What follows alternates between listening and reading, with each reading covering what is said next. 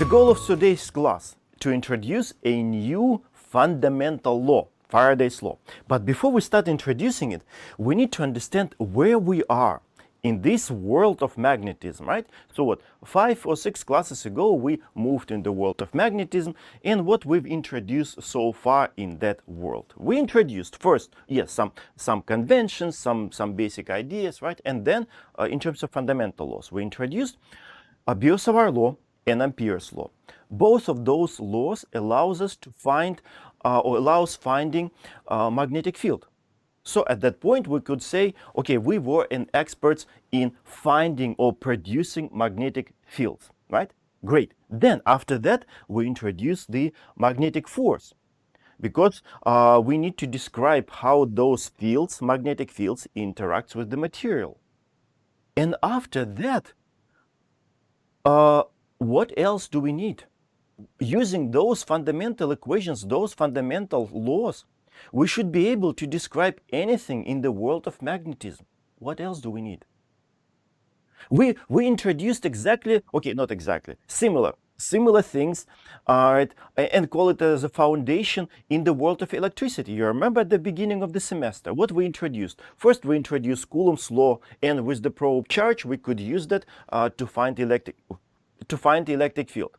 All right. Then we introduced Gauss's law. So we had those two laws which can be used to introduce or to find electric field.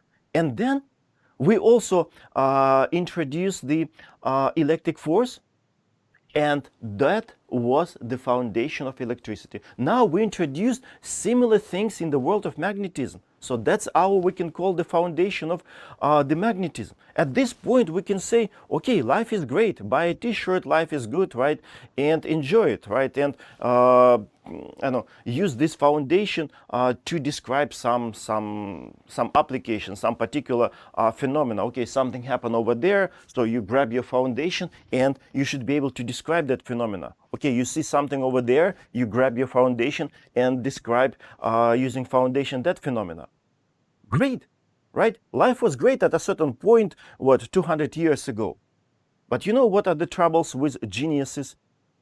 They're troublemakers, right? They disturb the normal, I don't know, life, right? And the Faraday was something like that, somebody like that, like a troublemaker, right? He was real, I don't know. Yeah, we can call him a genius, right? A genius in the world of experimental physics, right? He found, he did tremendous number of experiments, and tons of them ridiculously useful, right? Practical, useful, and so on. So at some point, he came and he said, you know what, guys? I found some phenomena which cannot be explained by your foundation, which you have, okay, which they had back then, right? So how come? And what he observed? He just took a coil or a loop, moved the magnet, permanent magnet, this is permanent magnet, moved the permanent magnet, and he observed that current was produced in the loop. And these phenomena couldn't be explained by the foundation which I just described. What does it mean? It means that that foundation is not complete, is not full. It means that if you found a phenomena which cannot be explained by the foundation, it means that you need to somehow either adjust those equations or bring a new equation into the set of the fundamental equation. That's what it meant back then, right? And Faraday's law was introduced to describe that phenomena. And again, this is fundamental equation, right? Again, it doesn't have any restrictions. You can apply it at any point of the universe, at any moment of time, by anyone, and it must work. That's the fundamental equation. And again, it cannot be derived, so it was written based on observation. So Faraday found phenomena, and then people sit down and try to sort of fudge the expression, the formula, which could explain what Faraday observed, right? So at this point, we basically, again, we will have to just introduce this law and see how it works. right? So that's the introduction, historical philosophical introduction into this Faraday's law. And now let's sort of let's move towards Faraday's law from the point of view of physics, from, I don't know, from logic, right? Okay. Oh, yeah. I need to bring the slides forward. Okay, now it's good. And all right, so first, a few steps again before I can introduce Faraday's law. So we saw in the recent past, if you have current, electric current, of course, it produces magnetic field. You remember we used right-hand rule number 2 to find the direction of those electric field lines and so on, right? So we know current can produce magnetic field. And then out of curiosity, okay, and whenever I hear this word curious or curiosity, of course, this creature pops up in my head, right? Curious George. So is it possible, a reverse process, is it possible to get electric current from the magnetic field? Kind of makes sense, right? Is it possible to get electric current from the magnetic field? And of course, now we know that it is possible. And these phenomena, which described this, changed the world, right? Changed the world. Because basically it allows us to produce electricity, right? And of course, it changed the whole industry. And actually, Lowell can blame Faraday for its decline, right? Because why? How was Lowell appeared, right? So textile mills needed a river, right? So to drive the equipment, to drive machines, right? So mills were built here, and Lowell started prospering. But then when this was discovered, right, production of electricity, right? So there was no any need in the river, right? And since unions started being more and more powerful, so industrialists just grabbed their mills and moved to the south, right, where the unions were not that strong and closer to the plantations of cotton, right? And as a result, Lowell started going down, right, into economically, right? So Lowell can blame Faraday for its decline. Right? Of course, I'm joking, right? But anyway, so now let's describe what Faraday observed. Yeah. All right. So he grabbed the solenoid, right? Usually, of course, I usually bring some simple demonstration, right? All right. So some solenoid here, right? And then the ends of the solenoid are connected to a galvanometer, basically a device which allows us to see the current and direction of the current, right? So when he moved permanent magnet into the solenoid, when he moved it in the solenoid, he observed that needle was displaced in one direction. It means that current, let's say, was flowing clockwise direction. When he stopped moving the permanent magnet, current disappeared. This is kind of strange first, right? Then next, when he started moving permanent magnet out, the needle was displaced or is displaced to that side, saying that current now flowing in the opposite direction, in the counterclockwise direction. So again, when you move it in, let's say clockwise direction, if you stop moving permanent magnet, no current. When you move it out, current starts flowing in the opposite direction, counterclockwise direction. That's what he observed. And again, those equations which we introduced so far couldn't explain this phenomena. And again, what is strange that when you stop moving a magnet, current disappeared or disappears, right? It means what? It means that current, right? So you see current, and of course, if there is a current, we're going to call that current induced current. If there is a current, of course, it means that there must be EMF produced in the loop. And both of these quantities should depend on rate of change of something. Because you need to move the magnet. You need to move the magnet in order to produce current and EMF in the loop. If it's stationary, if this something is not changing in time, then EMF is not produced and current is not produced. So now we need to digress a little bit to introduce this something. What is this something, right? But based on what I just described, it's obviously that here should be a rate of change of something. What is that mysterious something, right? Okay, so now in order to introduce this something, we need to introduce a new quantity, magnetic flux. Magnetic flux. And the idea behind magnetic flux is, okay, probably I will say, is exactly the same like the idea behind the electric flux. And you remember we spent like the whole class, the whole lecture, and the whole recitation class discussing electric flux. So as a result, now we could spend much less time discussing magnetic flux. Because what's the difference between magnetic flux and electric flux? You just need to replace electric field with the magnetic field, and all those ideas, those formulas, everything can be reused, recycled here. So the only difference, you just need to replace electric field with the magnetic field.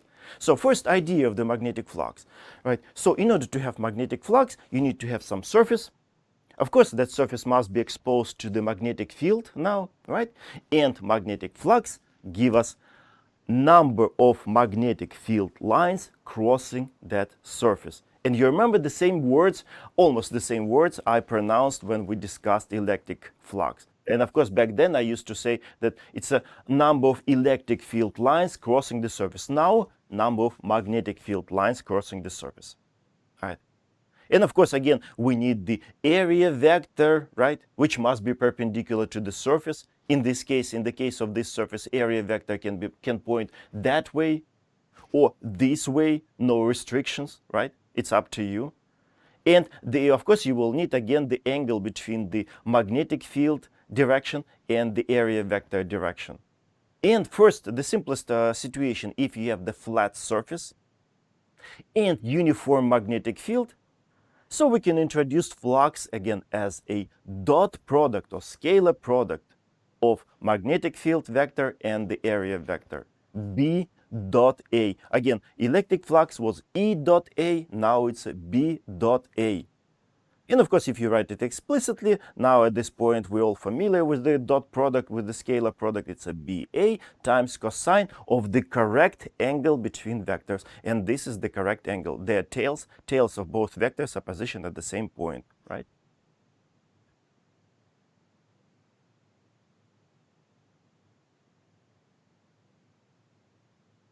Okay, and then of course, in a more complicated situation, if your surface is not flat, magnetic field is not uniform, then of course you need to slice that surface into small patches. Take a small patch, calculate flux of that patch. It will be B dot dA. dA, it's the area vector to that patch, of that patch, and then integrate over the whole surface. Of course, again, it's a, strictly speaking, surface integration. It's a calculus 3.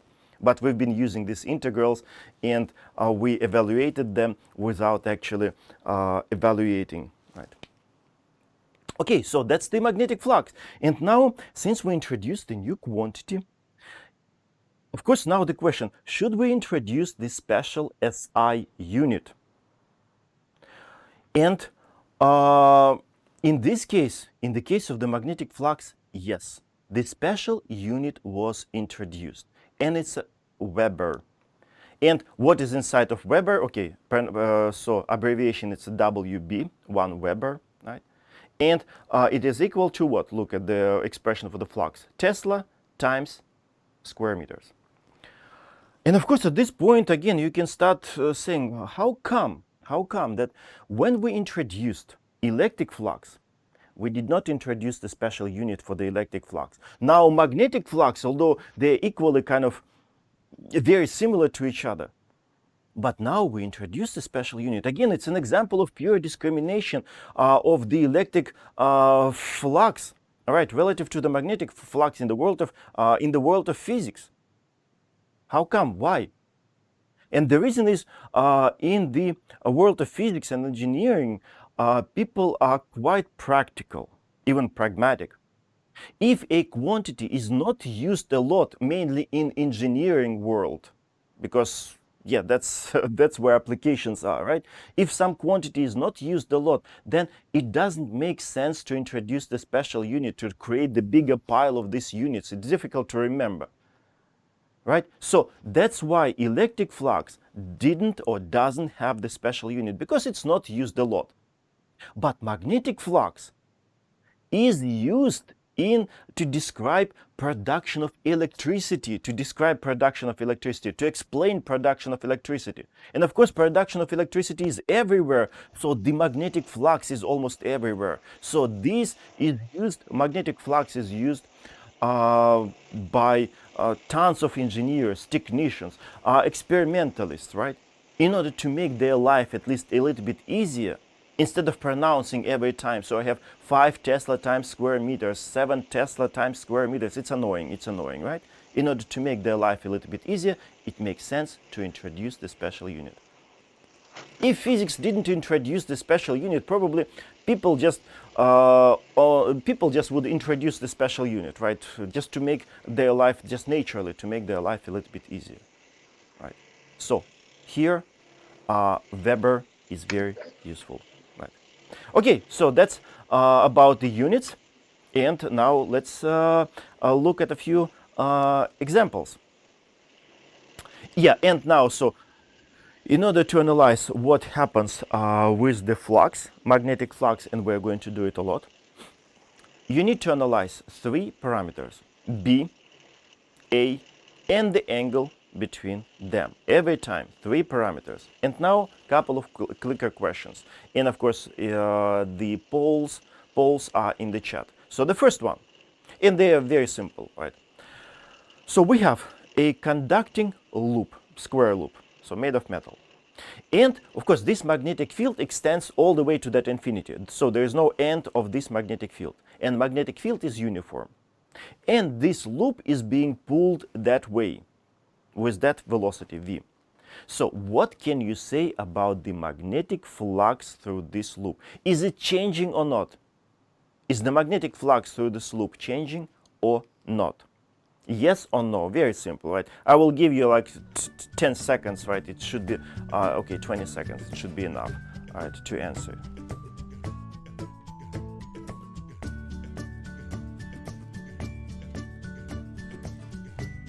Okay, great.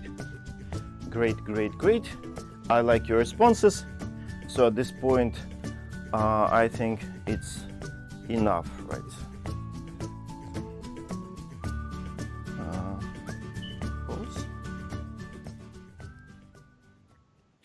Okay, so now let me quickly say a few words about this. Again, it's a flux, magnetic flux, 3 parameter, number of magnetic field lines crossing that loop. Oh, I need to bring my slides forward. Right. So again, that's the definition of the flux, right, for this particular case. And so let's look at these 3 parameters. So first, B. B stays constant as we move loop, since magnetic field is uniform. So magnetic field through the loop stays the same. So B is constant. Then area vector, area. Since we do not distort the shape of the loop, right, as we move this loop through the magnetic field. So again, area stays the same. A is also constant. What about angle?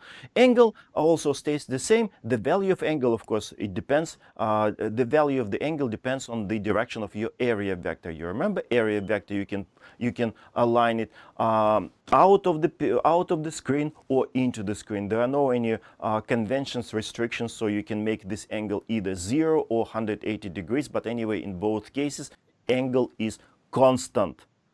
So all three parameters is constant, so the flux doesn't change in time, or is not changing in time.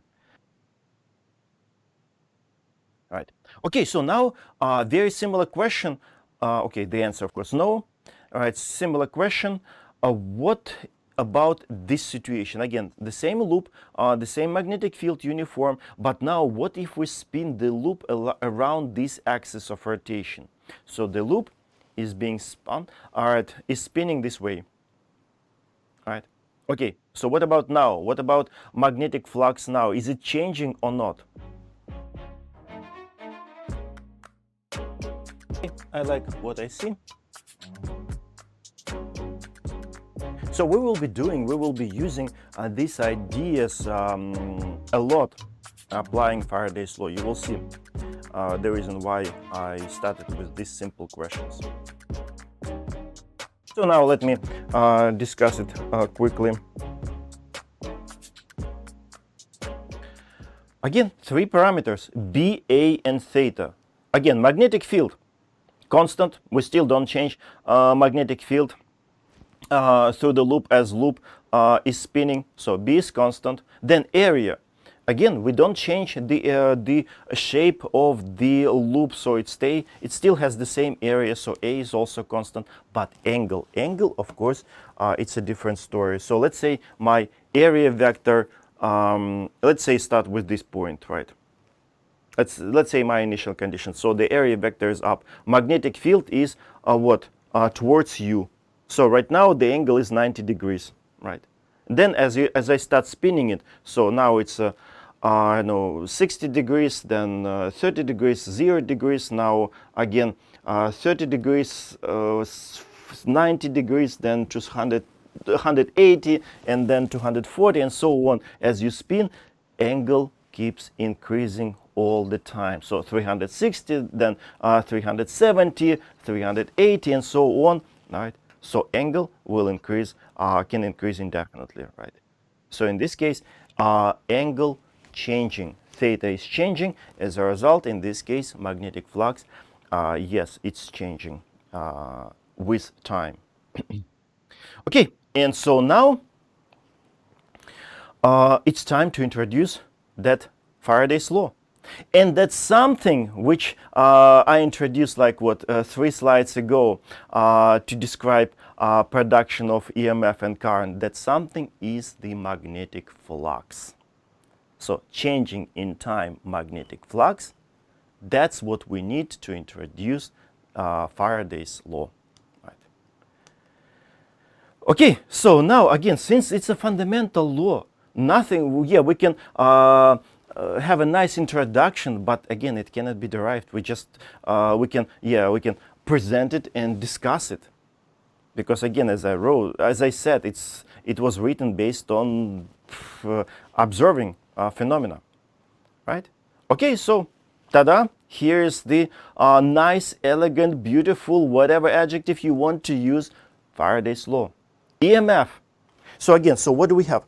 You have some kind of loop, conducting loop, exposed to some magnetic field. Let's say this is magnetic field. As a result, there is a magnetic flux. Since there is a loop, there is a magnetic field. Of course, there will be magnetic flux. This phi, right? Phi sub B. B stands for the magnetic field, right? And if this flux through the loop, if this flux changes in time, so if d phi over dt is not 0, then in this loop there will be EMF, somehow mysteriously EMF produced. You can think of like, I know, some small batteries are being distributed somehow through this loop. Of course, there are no any batteries. The nature of this production of EMF is completely different, right? But just to simplify the idea, right, you can think of batteries. So somehow distributed over this loop. As a result, as you move around this loop, right, so the total EMF is, the total EMF is this epsilon, right? And it is equal to the negative rate of change of the magnetic flux. So the flux must change through the loop in order to produce EMF in the loop, And if there is a EMF in the loop, of course, there will be induced current flowing clockwise or counterclockwise directions. Only two options, right? So that's Faraday's law. Faraday's law, okay, in terms of words, it's here, right? A rate of change of the magnetic flux was minus. And again, as I said, that's something which I mentioned 3 slides ago. It's a flux. You remember we had the d over dt of something. That something is the magnetic flux. And it's this law, it's one of the equations in the set of Maxwell's equations. So now we already have 3 equations. First one, you remember we had Gauss's law. It's the first equation in the set of Maxwell's equations. Then Ampere's law, you practice in your second midterm exam, and now Faraday's law. So now we have already 3 laws for the set of Maxwell's equations. Okay, so now let's look at this carefully. Again, so magnetic flux, we know the definition, right? So it's a BA times cosine of angle between them. So now in order to produce a current in the loop and produce EMF, you can change either B or A or angle between them. That's why I gave you those questions like a few minutes ago.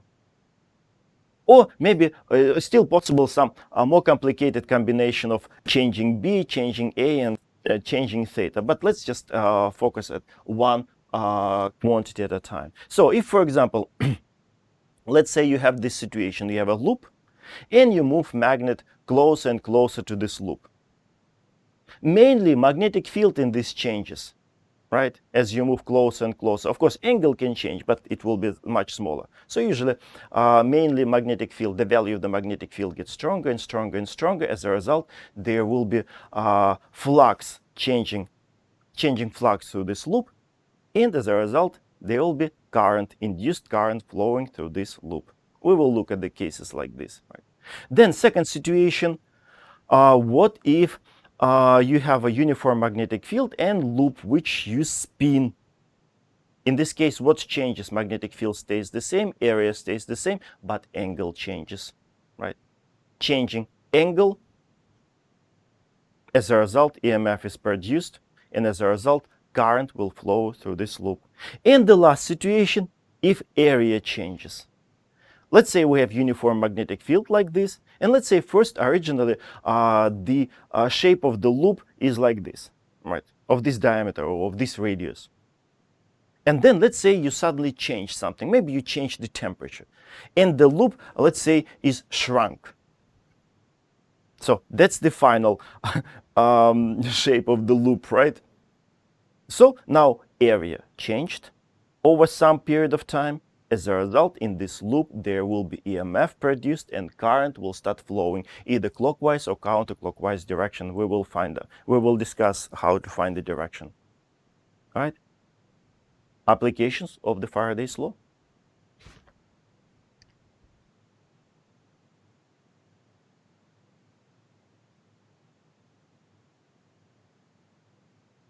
Okay, so now, again, let me just copy and paste. Okay, here's the Faraday's law again. And minus in front of that.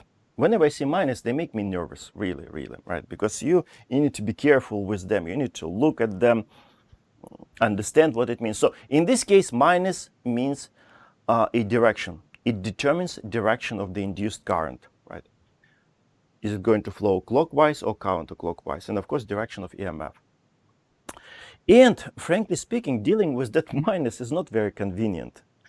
Figuring out the direction of the induced current. And whenever something is not convenient, of course, we all practical. Of course, we don't like that. And of course, sooner or later, somebody will find some nice, elegant, or maybe not so elegant, but will develop a rule which can be used instead of dealing with this inconvenient minus. And that's what Lenz did. All right. I think it was 19th century, right? So he came up with what is called the Lenz rule. It is usually shown like Lenz law, but you know my attitude towards law. Law is something fundamental, right? Which can be applied at any point of the universe at any moment of time by anyone.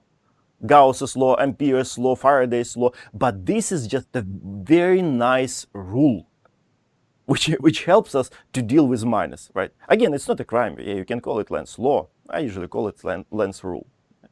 Okay, so anyway, so as a result, if you use Lenz's law, now I trying to pronounce a rule, but law appeared out of my mouth. Okay, anyway, so now once you start using Lenz's rule, if you start using Lenz's rule, we will divide application of the Faraday's law into two steps. First step, of course, you can interchange them. You can use the first step, or then the second, or first the second, then the first one. It doesn't matter, right? So usually, let's say, first step, you can find absolute value of EMF. So you can just find absolute value of d phi over dt, just to forget about minus first. And then as a second step, in order to take care of that minus, you can apply Lenz's rule, right? Two steps. Or first you can apply Lenz's rule and then find absolute value of EMF. So that's how we're going to do it, right? And of course now, so let's introduce this Lenz's rule. Okay, first, I just want to open up how book describes this. And whenever I read it, it doesn't make the rule clear for me. It's like reading, I know, conditions from the bank when you loan something, right? It's so confusing, right?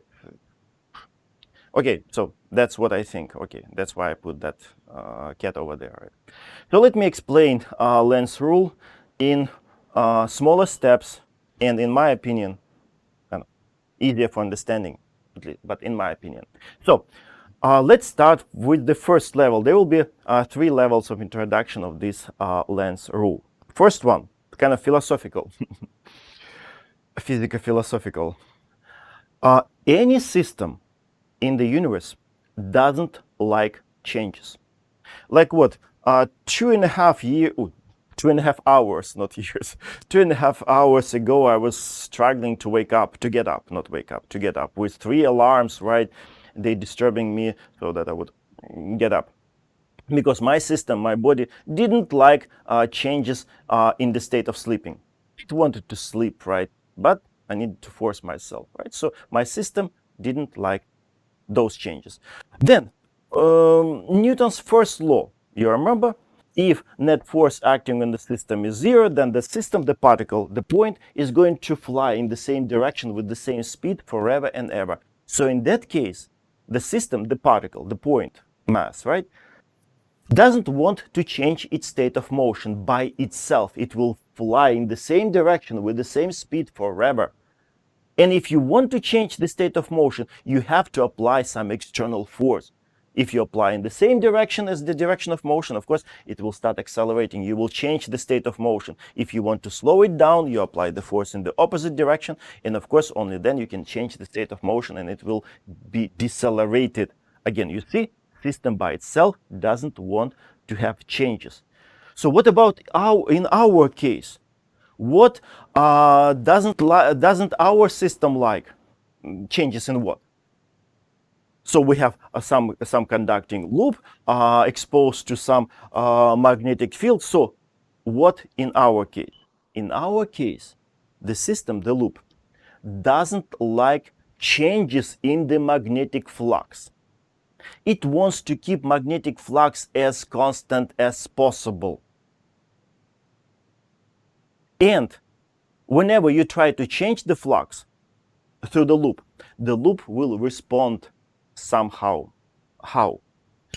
So first situation, what if, okay, there is a flux through the loop, and first situation, the flux is growing in time through the loop, right? It's getting larger, let's say 5 Weber, then 7 Weber, 9 Weber, and so on, right? Let's say, in this case, the loop, the system, right, will look at this. You're changing the flux through me. I don't like that. And in this case, the loop starts behaving like a rebel. it will start suppressing that growing flux. Of course, it will never be able to suppress it completely, but it will try. It will try to reduce the growth of that magnetic flux. So it behaves, as I said, like a rebel, like that famous rebel Che Guevara. You remember in the 60s, right? Where did he live? I think first in Nicaragua and then Cuba. I forgot, right? And he was famous among students in 70s. They like wearing T-shirts with his image, right? You remember? So in this case, the system behaves like that, like a rebel, trying to suppress the growing flux. Second situation: what if flux is dying? Flux through the loop is dying. Again, system doesn't like that. The system wants to keep flux constant. So, and whenever system sees flux changes, of course, it does something. In this case, if flux is dying, the response of the system will be, damn it, again, you're changing the flux through me. I don't like that. But now the response will be completely different. So now the system, the loop, will start supporting dying flux. Right? So now it behaves like Florence Nightingale during that famous Crimean War, right, in the 19th century, helping dying soldiers, right? Oh, you poor thing, you're dying. Let me help you. You'll suffer longer, right? Something like that, right? So you see two completely different situations. When flux is growing, the loop will try to suppress it. We'll see how suppressing. What will be the process of suppressing? And the flux, when the flux is dying, the loop will try to support it, live longer, right? Don't die immediately. Okay, so that's sort of philosophical introduction, sort of to this rule. Now let's introduce the players of this rule. There are three of them. First player, it's like introduction of the players before the hockey game, right? So the first player, number one, external magnetic field. So we have a loop which is exposed to the external magnetic field. Magnetic field which is produced by something else. I don't know, maybe there is a permanent magnet or maybe solenoid, but something, right? It doesn't matter. So first, external magnetic field. Then, second, the response of the system, of the loop, it will start driving an induced current, clockwise or counterclockwise, but there will be induced current. That's the second player. So again, external magnetic field, then induced current. And now the last player. So whenever you have current flowing through the conductor, of course, any current is going to produce its own magnetic field. And our current flowing through the loop will produce its own magnetic field. We're going to call that magnetic field induced magnetic field. So there will be, as a result, there will be the third player, induced magnetic field. Right? So again, three players: external magnetic field, induced current, and then the secondary magnetic field, which is we call the induced magnetic field. So these three players. And now, after these introductions, let me finally introduce the whole rule. And there will be two situations, because if the flux is constant through the loop will not produce anything. The loop will be completely happy. If the flux is constant in time, there will be nothing to discuss. EMF will be zero, current will be zero, nothing happens. So there are two situations. Again, flux is growing and flux is dying through the loop. So let's start with the first situation. Flux through the loop is increasing in time. So we have an external magnetic field, there is a loop, and as I said, first situation, flux is increasing through the loop. Right. So as I told you, in this case, the system, the loop, behaves like a rebel, like Che Guevara, trying to suppress the flux. In which way? It can suppress this growing flux. The loop will start driving an induced current, but in such a direction, clockwise or counterclockwise, right now we don't know, but it will find the right way of driving the current. God programmed everything properly, right? It will drive the current in such a way so that the induced magnetic field, the secondary magnetic field, induced magnetic field, will be in the opposite direction within the loop, in the opposite direction to the direction of the external field. Why in the opposite direction? Because in that case, flux produced by the external field will be positive, but flux produced by the induced magnetic field will be negative. As a result, there will be suppression of the flux. Positive flux, negative flux, of course, if you add them up, the value of the flux will become smaller. Suppression. That's how a system is going to suppress growing flux, by driving current in such a direction so that the induced magnetic field within the loop. What is outside of the loop, we don't care, because we're trying to suppress the flux. And flux is within the loop, right? So induced magnetic field will be in the opposite direction to the direction of the external magnetic field. So now, once we know the direction of the induced magnetic field, we should be able to figure out the direction of the current. That's what we want. So now let me drop this external magnetic field. I don't need it anymore, because I just need to know the direction of the induced field, right? So induced field that way. And now, in order to find direction of the current, a right-hand rule number 2. Do you remember which we used to find direction of the magnetic field? Produced by a wire. But now we're going to apply the same rule, but now in the reverse direction. There we used it to find direction of the magnetic field. If you know direction of the current, we used it to find direction of the magnetic field. Now opposite situation. We know the direction of the magnetic field, and we want to get direction of the current. But the rule is still the same. So how it works? So you need to curl your fingers in such a way, right, so that your fingers matches direction of the magnetic field. So if magnetic field is into the loop, I have to position my fingers like this. In that case, you see my fingers, direction of my fingers matches direction of the current. If I position my fingers like this, you see now magnetic field is into the loop, but my fingers out. It's a wrong direction, right? Wrong direction. So I have to position like this, right? And as a result, my thumb gives me a direction of the current, induced current. So in this case, current will flow this way. Of course, at this point, you can start screaming, right? How come that you use right-hand rule, which was used for an infinitely long straight wire, but now you use it for the loop? Let me justify it. Okay, so yes, you're absolutely right. We used it to find direction of the magnetic field lines produced by an infinitely long straight wire. And we did it this way. So if current that way, I outstretch my thumb that way, and my curl fingers give me direction of the magnetic field lines. And of course, you remember, magnetic field lines all the time are circles. Circles, pure circles around an infinitely long straight wire, right?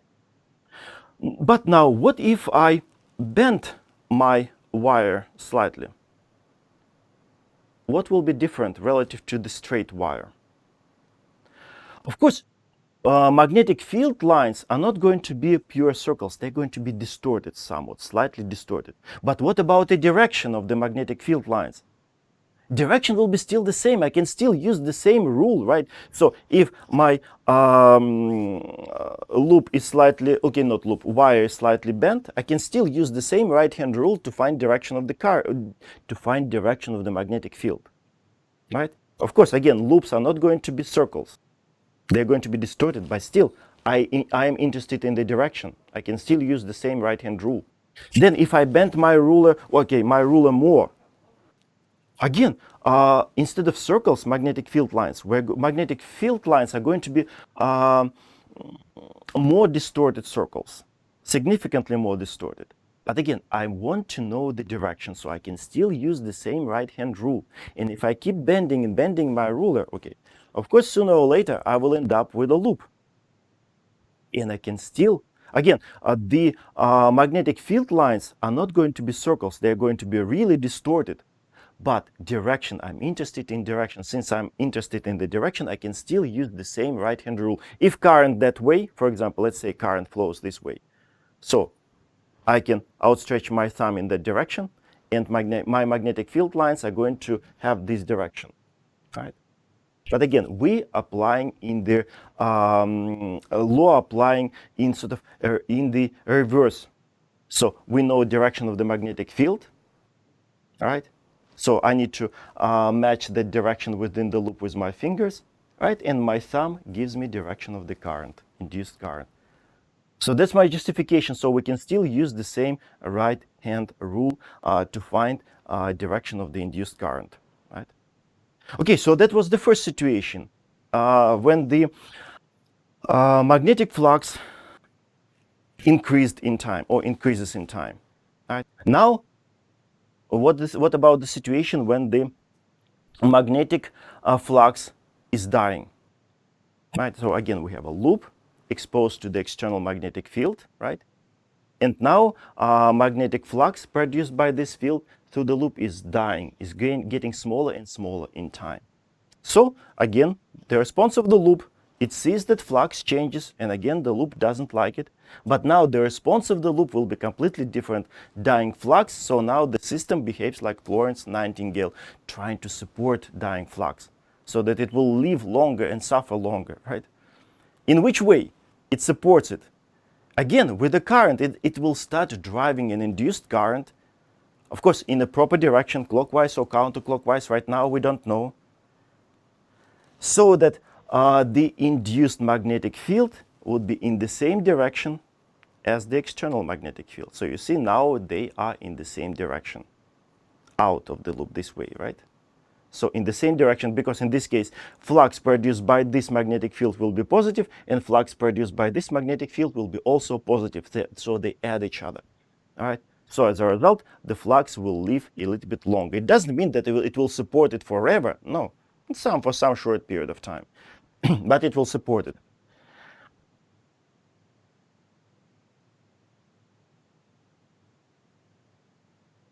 Now, once we know direction of the induced magnetic field, we can trash the external magnetic field, and now right-hand rule. Right-hand rule number 2. So we know direction of the induced magnetic field, and within the loop, direction of the magnetic field within the loop. Now, a right-hand rule. So we need to match this direction with my fingers. So it means that I need to position my fingers like this, right? And my outstretched thumb gives me direction of the magnetic field. Wait, direction of the induced current. Direction of the induced current. Because if I position my fingers like this, it's a wrong direction. Magnetic field is up, but my fingers are down, again, within the loop. So I have to position my fingers like this, and it gives me direction of the induced current. That's how it works. So for now, it might sound confusing, but it's quite straightforward. Every time we will look at several examples. All right. So first, we will have to find out what happens to the magnetic flux. Right? Is it growing or dying? Right?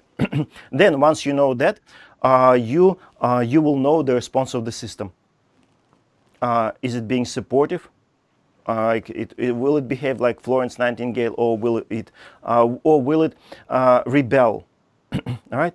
And then once you know that, you will be able to find direction of the induced magnetic field relative to the direction of the external magnetic field. And once you know direction of the induced magnetic field, you can use right-hand rule to get the correct direction of the induced current. Right. We will look at plenty of examples, and it will be clearer. Right. Okay, so that's how I usually prefer to introduce Lenz's rule instead of these words. And then next class, we will start looking at examples, right? There will be, and in our recitation classes.